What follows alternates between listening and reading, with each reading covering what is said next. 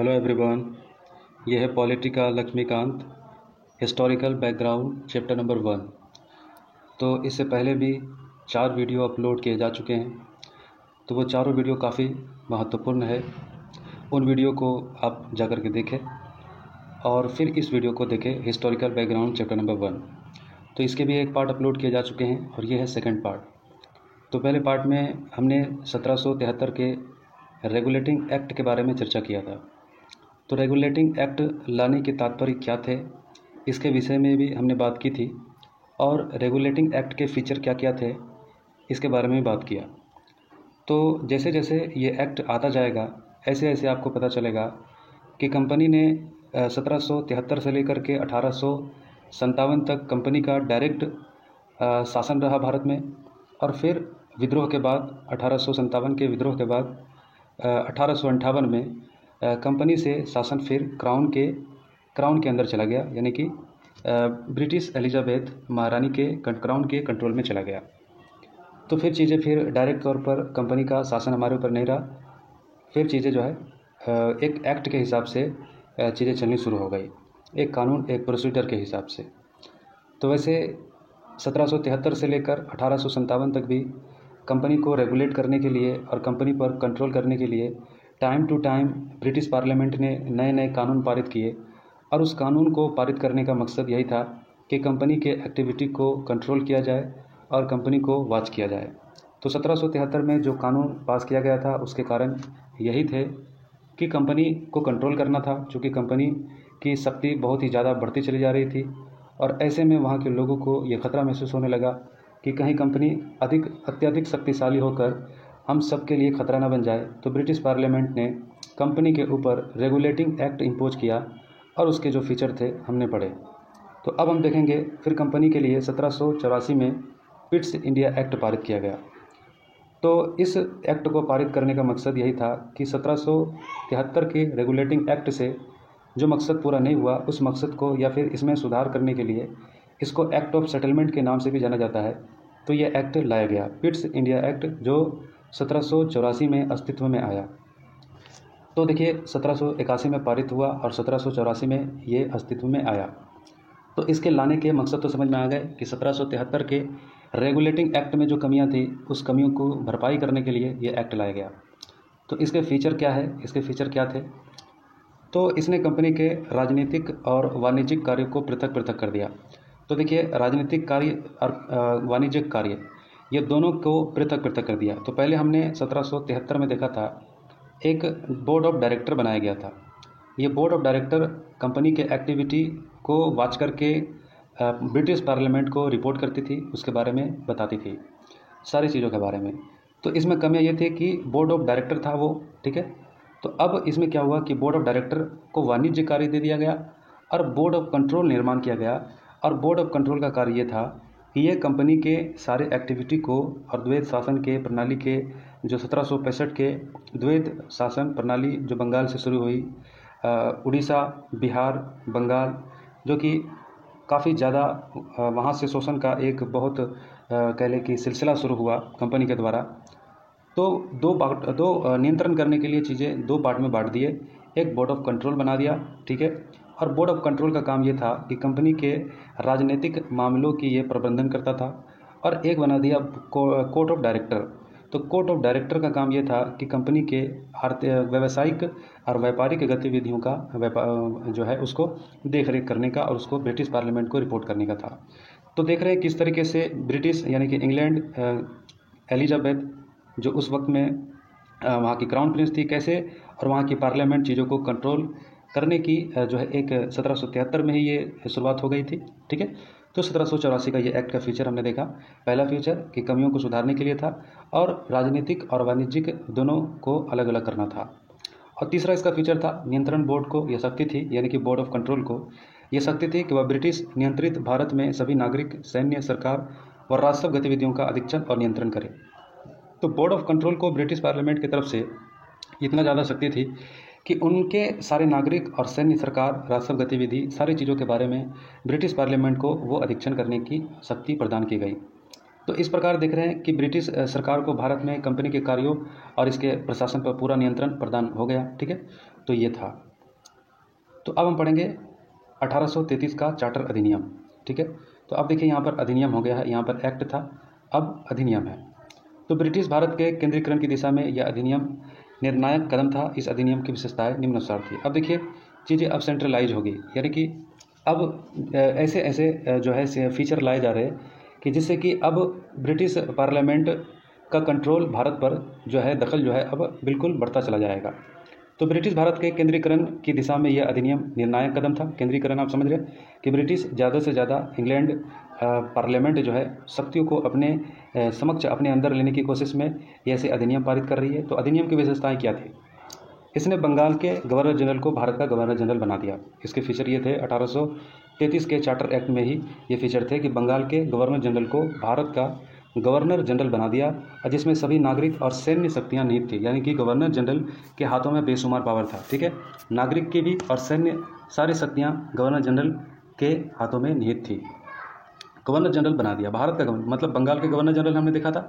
तो बंगाल के governor general पहले कौन थे, इसका नाम आप कमेंट बॉक्स में बताओ। ठीक है, तो अब इसमें फीचर ये था पहला, और दूसरा फीचर ये था, एक मिनट। तो अधिनियम पहली बार एक ऐसी सरकार का निर्माण किया जिसका ब्रिटिश कब्जा वाले, तो हमने ये देखा, और ये था लॉर्ड विलियम बेंटिंक भारत के प्रथम गवर्नर जनरल बनाए गए। ठीक है, तो इसके दूसरे फीचर ये थे, इसने मद्रास और बम्बई के गवर्नरों को विधायिका संबंधी शक्ति से वंचित कर दिया। तो मद्रास और बम्बई इनको विधि बनाने का अब जो है शक्ति जो पहले प्राप्त था, अब वो शक्ति इनसे छीन लिया गया। भारत के गवर्नर जनरल को पूरे ब्रिटिश भारत में विधायिका के असीमित अधिकार प्रदान कर दिए गए, और इसके अंतर्गत पहले बनाए गए कानूनों को नियामक कानून कहा गया, और नए कानून के तहत बने कानूनों को एक्ट या अधिनियम कहा गया। मतलब समझ गए, बम्बई और मद्रास में जो गवर्नर थी उनके पास जो विधायिका के कानून थे, शक्ति थे, मतलब विधि बनाने के, वो वंचित कर दिया गया। अब ये सारी की सारी शक्तियाँ भारत के गवर्नर जनरल के अंदर निहित कर दी गई। ठीक है, और विधायिका के असीमित अधिकार प्रदान कर दिए गए।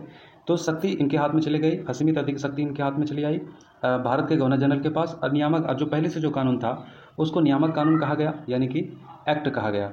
और जो अभी जो नए एक्ट यानी कि कहा गया, और नए कानून के तहत बने कानून को एक्ट या अधिनियम कहा गया। ठीक है, तो ठीक है, बात समझ लो। तो ये दूसरा फीचर था, यानी कि विधायिका के विधि के बनाने की जो शक्ति बाकी के जो गवर्नरों के पास थी वो सब भारत के गवर्नर जनरल के हाथों में निहित हो गई। ठीक है, तो ईस्ट इंडिया कंपनी के एक व्यापारिक निकाय के रूप में की जाने वाली गतिविधियों को समाप्त कर दिया गया, और अब ये विशुद्ध रूप से प्रशासनिक निकाय बन गया। तो व्यापारिक गतिविधियों को जो बोर्ड ऑफ डायरेक्टर था उसको समाप्त कर दिया गया, और अब ये विशुद्ध रूप से प्रशासनिक निकाय बन गया, बोर्ड ऑफ कंट्रोल। तो इसके तहत कंपनी के अधिकार वाले क्षेत्र ब्रिटिश राजशाही और उसके उत्तराधिकारियों के विश्वास के तहत ही कब्जे में रह गए। तो चार्टर एक्ट 1833 ने सिविल सेवकों के चयन के लिए खुली प्रतियोगिता का आयोजन शुरू करने का प्रयास किया, और इसमें कहा गया कि कंपनी में भारतीयों को किसी पद, कार्यालय और रोजगार को हासिल करने से वंचित नहीं किया जाएगा। तो ये था फीचर अधिनियम की विशेषता हमने देखा था 1833 का चार्टर एक्ट का। ठीक है, तो अब हम देखेंगे 1853 का चार्टर अधिनियम। तो 1793 से लेकर के 1853 के दौरान ब्रिटिश सांसद द्वारा पारित किए गए चार्टर अधिनियम की श्रृंखला में यह अंतिम अधिनियम था। ठीक है, 1853 का जो कंपनी के लिए ब्रिटिश सांसद के द्वारा जो अधिनियम पारित किया गया, ये अंतिम अधिनियम था और एक महत्वपूर्ण अधिनियम था। तो इसके फीचर क्या थे? इसके फीचर ये थे कि इसने पहली बार गवर्नर जनरल की परिषद के विधायी एवं प्रशासनिक कार्यों को अलग कर दिया, यानी कि विधि बनाने के कार्य और प्रशासनिक कार्य, यानी कि विधि बनाना मतलब विधायिका का कार्य, और प्रशासनिक कार्य मतलब कह लें कि इम्प्लीमेंट करने का काम, मतलब जो विधि जो बनाया उसको इम्प्लीमेंट करने को, ये दोनों के कार्यों को अलग अलग कर दिया। और इसके तहत परिषद में 6 नए पार्षद जोड़े गए, मतलब काउंसिल में 6 और नए मेंबर जोड़े गए। जो गवर्नर जनरल के जो काउंसिल थे, जो हमने बात की थी पिछले वीडियो में, तो उसमें 6 और व्यक्ति को जोड़ा गया और इन्हें विधान पार्षद कहा गया। और दूसरे शब्दों में इसने गवर्नर जनरल के लिए नई विधान परिषद का गठन किया, और गवर्नर जनरल के लिए, ठीक है, ये था एक विधि बनाने का, ठीक है, एक विधि बनाने का काउंसिल था, समझ रहे बात, ये विधि बनाने का काउंसिल था, और गवर्नर जनरल के लिए नए विधान परिषद का गठन किया गया, ठीक है, और जिसे भारतीय केंद्र विधान परिषद कहा गया। समझ रहे बात, मतलब वो समझ लो जैसे अभी हमारा स्टेट गवर्नमेंट है, ठीक है, स्टेट गवर्नमेंट में जो विधि बनाई जाती है असेंबली में, और एक पार्लियामेंट में बनाई जाती है, तो देखिए वो उसी तरीके से, मतलब थोड़ा सा यहाँ पर वो बात खाली मिला लो कि ये सेंट्रलाइज की तरफ प्रोसेस बढ़ना शुरू हो गया। मतलब देख रहे हो कि ये विधि बना रही है, एक विधायिका विधि को अलग कर दिया गया और प्रशासनिक कार्यों को अलग कर दिया गया। मतलब विधि बनाने का एक काउंसिल होगा और फिर गवर्नर जनरल के लिए भी एक काउंसिल होगा जो कि उसको कहा जाएगा केंद्रीय विधान परिषद। और एक जो और परिषद होगा, जो पहले जो वो होगा वो सलाहकारी होगा, ठीक है। तो उनके पास विधि बनाने का पूरा पावर होगा, लेकिन वो जो पावर होगा उसको चेक करने के लिए भी गवर्नर जनरल की भी एक परिषद होगी, वो चीज़ों को इम्प्लीमेंट करेगी और जिसको केंद्रीय विधान परिषद कहा गया, ठीक है। तो परिषद की इस शाखा ने छोटी संसद की तरह कार्य किया। समझ रहे हो बात, समझ में आ रहा है? तो जो गवर्नर जनरल की जो केंद्रीय विधान परिषद थी, ये एक छोटी संसद के तौर पर संसद की तरह ये कार्य किया और इसमें वही प्रक्रियाएं अपनाई गई जो ब्रिटिश संसद में अपनाई जाती थी। और इस प्रकार विधायिका को पहली बार सरकार के विशेष कार्य के रूप में जाना गया और जिसके लिए विशेष मशीनरी की प्रक्रिया की जरूरत थी। तो ये पहली बात आप समझ गए कि विधि बनाने के काउंसिल को मेंबर को 6 मेंबर और बढ़ा दिया गया और जो गवर्नर जनरल के जो मेंबर जो काउंसिल थे उसमें उसको एक छोटा सा कह लें कि सांसद के रूप में उसको काम किया गया।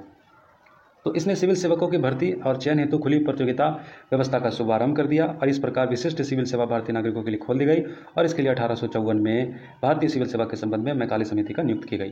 तो मैकाले समिति के बारे में भी आप जानते होंगे। तो इसमें क्या हो गया कि खुली भर्ती सिविल सेवा परीक्षा में भारतीयों के लिए खुली भर्ती का इसमें आयोजन किया गया, ठीक है। इसमें भारतीयों को भी पूरी तरीके से सिविल सर्वेंट एग्जाम में आने की अनुमति प्रदान की गई। तीसरा फीचर यह था, इसने कंपनी के शासन को विस्तारित कर दिया और भारतीय क्षेत्र को इंग्लैंड राजाशाही के विश्वास के तहत कब्जे में रखने का अधिकार दिया। लेकिन पूर्व अधिनियम के विपरीत इसमें किसी निश्चित समय का निर्धारण नहीं किया गया था। इससे यह स्पष्ट था कि संसद द्वारा कंपनी का शासन किसी भी समय समाप्त किया जा सकता था, ठीक है। तो इसमें इस बात का बिल्कुल कह लें कि अनुमान था पहले से। समझ रहे हो? तो चौथा है, इसने प्रथम बार भारतीय केंद्रीय विधान परिषद में स्थानीय अधिनियम प्रतिनिधित्व प्रारंभ किया। गवर्नर जनरल की परिषद में 6 नए सदस्य में से 4 का चुनाव बंगाल, मद्रास और बम्बई और आगरा के स्थानीय प्रांतीय सरकारों द्वारा किया जाना था, ठीक है। चौथा फीचर, भारत सचिव की सहायता के लिए 15 सदस्यीय परिषद का गठन किया गया जो एक सलाहकार समिति थी। अब परिषद का अध्यक्ष भारत सचिव को बनाया गया। तो भारत सचिव की सहायता के लिए 15 सदस्य वाले एक और परिषद का गठन किया गया। भारत सचिव समझ रहे हो? भारत सचिव ये होता था ब्रिटिश पार्लियामेंट के कैबिनेट मिनिस्टर में से कोई व्यक्ति होता था जो 15 सदस्य उसके होते थे, ठीक है। वो चीज़ों को जो है उसको गठन किया गया। 15 सदस्यीय परिषद का गठन किया गया जो एक सलाहकार समिति थी और परिषद का अध्यक्ष भारत सचिव को बनाया गया। तो अध्यक्ष भारत सचिव हुआ करता था। भारत सचिव समझ रहे हो, उसके ऊपर भी है, मतलब गवर्नर जनरल के भी ऊपर है भारत सचिव। तो इस कानून के तहत भारत सचिव के परिषद का गठन किया गया जो एक निगमित निकाय थी और जिसे भारत और इंग्लैंड में मुकदमा करने का अधिकार था। इस पर भी मुकदमा किया जा सकता था। यानी कि भारत सचिव का परिषद गठन किया गया जो एक निगमित निकाय थी और जिसे भारत और इंग्लैंड में मुकदमा करने का अधिकार था और इस पर भी मुकदमा किया जा सकता था। 1858 के कानून का प्रमुख उद्देश्य प्रशासनिक मशीनरी में सुधार था और जिसके माध्यम से इंग्लैंड भारतीय सरकार का अधीक्षण और उसका नियंत्रण हो सकता था। इसने भारत में प्रचलित शासन प्रणाली में कोई विशेष परिवर्तन नहीं किया था। तो ये था आर्टिकल्स, कंपनी का शासन 1773 से लेकर के 1853 तक जो एक्ट पारित किया गया, ठीक है। 1833 के अधिनियम और 1853 के अधिनियम। तो आने वाले वीडियो में 1861, 1892 और 1909 के भारत परिषद अधिनियम के बारे में चर्चा करेंगे, ठीक है। तो अगले वीडियो में मिलेंगे। Thank you.